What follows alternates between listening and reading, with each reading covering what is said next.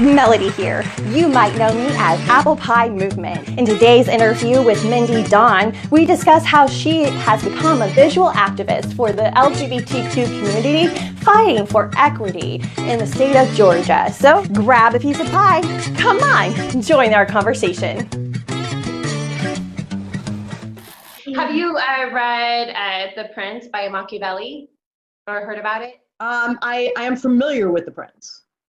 Okay. Yes. The reason why I asked, studying world religions is a little bit of a hobby and a pastime of mine.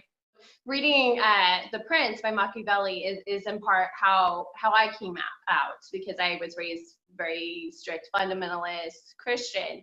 So in reading The Prince, Machiavelli shares with this German prince his philosophy of how he could rule and be a successful ruler. And basically he stated one of the best ways to rule a population is through superstition.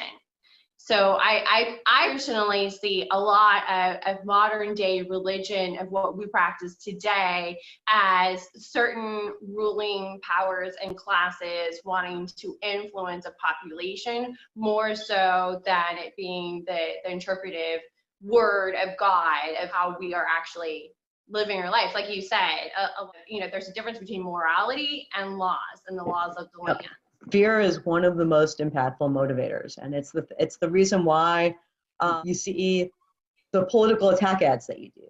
It's the reason why, like, you look at a commercial and the commercial isn't like, hey, brush your teeth, it's a great thing. It's like, brush your teeth or you will get gingivitis and you will die.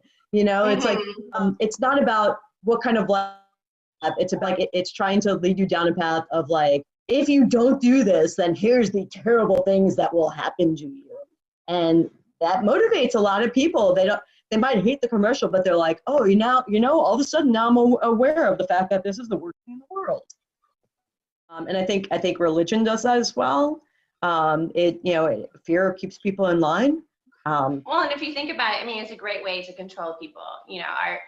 Love and fear are two of the greatest motivating factors in the world. And I would say the third motivating factor is sexuality.